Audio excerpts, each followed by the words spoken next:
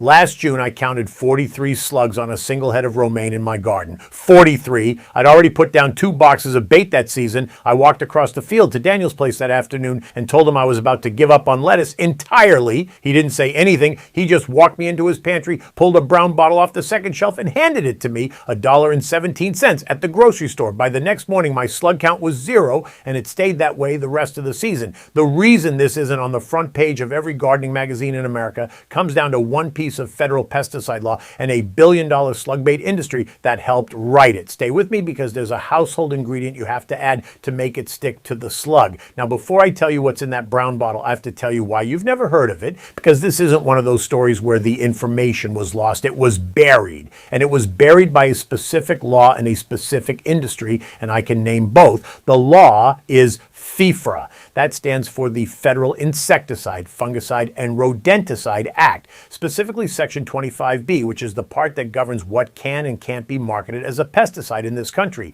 Under FIFRA, if you want to sell a substance or even publicly recommend a substance for the purpose of killing a pest, that substance has to be registered. And registering a single active ingredient costs somewhere between $250,000 and over $1 million by the time the studies and the paperwork are done. That's per ingredient. So the only substances that ever get registered are the ones a company can patent and recoup that money on. Nobody can patent ammonia. It's been on grocery shelves for 100 years. So nobody ever spent $1 million registering it as a slug pesticide, which means under federal law, no garden writer, no extension agent, no magazine columnist can legally recommend it to you for slug control without potentially violating FIARA. Then in 1996, Congress passed the Food Quality Protection Act amendments. That's the moment the slug bait industry consolidated its influence over what could and couldn't be marketed in this space. And on top of all that, 22 states passed their own minimum risk pesticide registration laws layered on top of the federal rule. In those 22 states,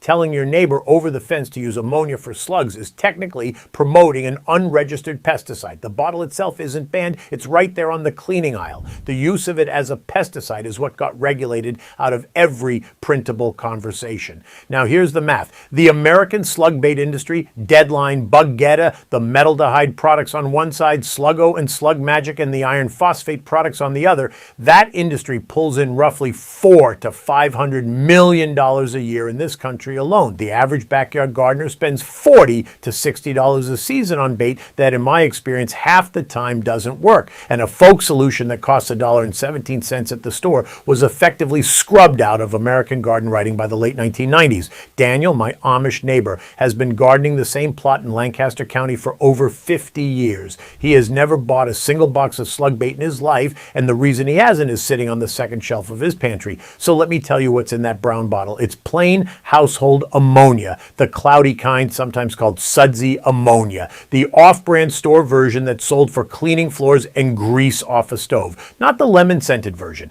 not the detergent ammonia, just the cheap, plain brown bottle ammonia. Daniel pulled it off the shelf that afternoon, and the price sticker was still on it, $1.17, quart bottle. From the same Lancaster County market where Ruth buys her flour. He handed it to me and said, "You don't need a poison for a slug, Bill. You just need something they can't crawl through." That was it. He didn't dress it up. 50 years of slug-free lettuce in a brown bottle from the cleaning aisle. And you won't find that recommendation in a single issue of Rodale's Organic Gardening magazine from the last 25 years because they can't print it. Now, let me tell you why it works, because the mechanism is what makes the whole thing impossible to argue with. A slug isn't a hard-shelled bug. A slug is a soft, wet body wrapped in a layer of mucus. That mucus is how it moves, how it breathes, how it stays alive out in the open. Ammonia is highly alkaline, somewhere around pH 11, which is up there with oven cleaner. When alkaline ammonia hits that mucus coating, it denatures the proteins instantly. The slime layer breaks down. The slug essentially dissolves. I've watched it happen. From spray to gone in under 60 seconds. There's no twitching, no thrashing. The slug just collapses. And here's the part that makes it impossible for anyone to claim it's bad for your garden. Ammonia is NH3. Once it hits the soil, the bacteria in healthy soil convert it into nitrate within about 48 hours. That's nitrogen. That's plant food. So you've killed the slug and you've fed the lettuce in the same pass. The slug bait industry can complain that you're not following label law, but they cannot tell you ammonia is harmful to your garden because the residue is fertilizer. And that's exactly the kind of thing spring, the burpee guides quietly stopped printing after about 1998. Now, the practical method, Daniel's ratio is 1 part ammonia to 7 parts water, 1 to 7. You mix it in a pump sprayer on the kind you'd use for any garden spray. A 4-ounce concentrate of that brown bottle ammonia mixed at 1 to 7 made enough finished spray to cover my entire 1,800 square foot kitchen garden. The whole season I spent maybe $3.50 on slug control. $3.50 total. The timing matters. You spray at dusk after you've watered or after a rain, because that's when slugs come up out of the soil and out from under the mulch to feed. You walk the bed slowly, you spray the ground around your plants, and you go to bed. Then at first light the next morning, you walk it again and hit anything you missed in the dark. That first night, after Daniel handed me the bottle, I went home, mixed it the way he told me, and walked the romaine bed at dusk. 43 slugs the day before.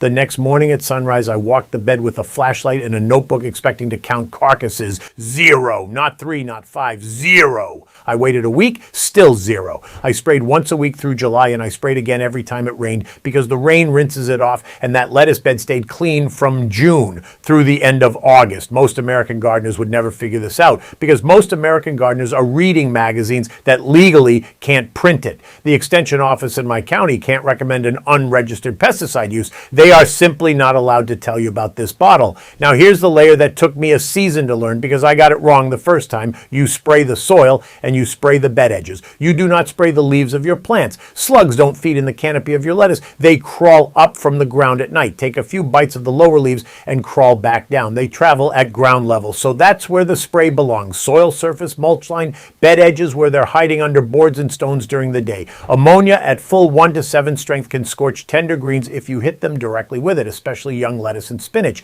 Daniel sprays the dirt, not the dinner. That's the rule.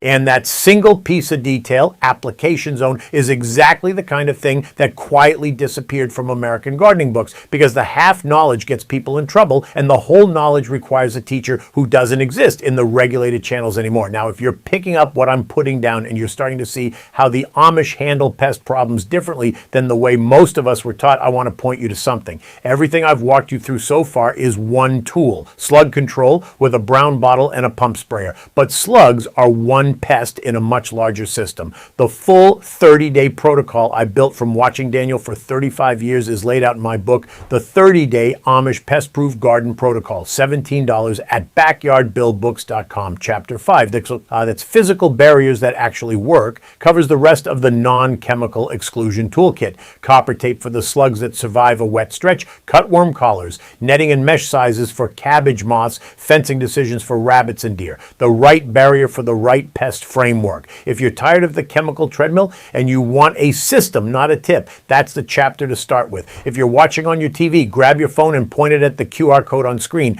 If you're on your phone or laptop, the link is sitting in the description below the video. Take your time pulling that up. Daniel's pantry shelf didn't get organized in a hurry, and the way folk knowledge gets turned into a working system shouldn't either. I'll be right here when you get back. All right, let's keep going. I want to come back to the why.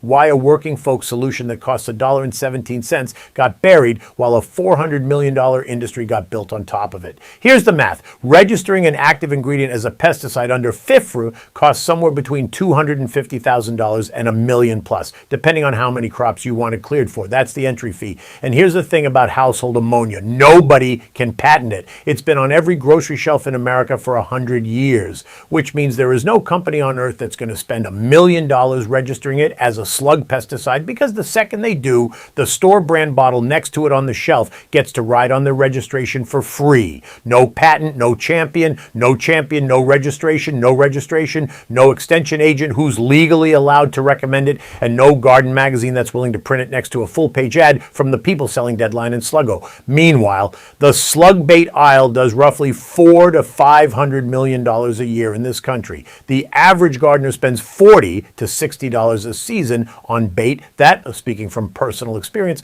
often doesn't even work. Daniel spends about $3.50 a season on the same problem. Now, I want to be straight with you about the counter arguments because I respect a viewer who's already thinking about them. Yes, ammonia at full strength can scorch tender leaves, so that's exactly why Daniel only sprays the soil and the bed edges the way I walked you through a few minutes ago. And yes, the iron phosphate baits like Sluggo are organic approved and they're a real improvement over metaldehyde, but they still cost roughly 15 times what the ammonia method costs, and they still need to be reapplied every time it rains. Here's the personal part. If you've been buying slug bait for the last 10 seasons, you've handed the industry somewhere around $500 for a problem Daniel solves with a $1.17 bottle and a teaspoon of dish soap. Speaking of the dish soap, and that's the piece I promised you at the top of the video, and it's the piece that took me an embarrassing amount of time to figure out on my own. The first night Daniel handed me that brown bottle, I went home, mixed up the 1:7 dilution in my pump sprayer, walked out at dusk, and hit the slugs on the romaine bed. And I watched a slug literally shake the spray off like a dog shaking off rainwater and keep right on eating my lettuce. The droplets beat it up on its slime and rolled straight off. I walked back to Daniel's the next morning feeling like an idiot, and he laughed and said, "Yeah, ha ha, you forgot the soap, Bill." Here's what's going on. A slug's mucus coating is hydrophobic. Water beads off it the same way it beads off a waxed car hood. The fix is 1 teaspoon of plain unscented liquid dish soap per quart of finished spray. I used Dawn Original. Any uncolored, unscented dish soap works, but stay away from lemon-scented and dyed kinds, and the additives can stress tender greens. The soap is a surfactant. It breaks the surface tension of the droplet so the spray spreads and clings to the slime instead of beating off. With the soap, the ammonia adheres long enough to do its work in seconds. So Daniel's complete recipe, written down once and for all. 1 part ammonia, 7 parts water, 1 teaspoon of dish soap per quart of finished spray. Apply at dusk. Hit it again at first light. Repeat after every rainfall. That's exactly the kind of detail even the gardeners who half know the ammonia trick still get wrong, which is exactly why it stayed buried. Before I let you go, I want to come back to one more thing. Ammonia kills the slugs you have in your garden tonight. It does not stop next month's slugs from hatching. For that, you need something living in the soil that eats slug eggs, and that's where Chapter 6 comes in. Beneficial insects, your garden's army. Ground beetles are the predator that quietly keeps slug populations from rebuilding between sprayings. That chapter walks through the insectary strip concept and Daniel's wildflower border, the one that pulls the beneficials in and keeps them. Now you have what they didn't want you to have. And if you want the complete 5-layer system, it's all at backyardbuildbooks.com. TV viewers, scan the QR code on screen. Phone or laptop, the link is sitting in the description. Take a second to grab your phone. I'll wait. So that's how Daniel kills slugs in a Lancaster County kitchen garden. Household ammonia, a teaspoon of dish soap, 1:7 in a pump sprayer, applied at dusk on the soil and the bed edges only, never the foliage. Now you know what the bait aisle and the extension office can't legally tell you for $1.17. Next time around, I'll walk you through Daniel's potato method, the one that pulls 100 pounds of potatoes out of a 4x4 foot patch, and the reason your county extension office has never once mentioned it. I'll see you in the next one.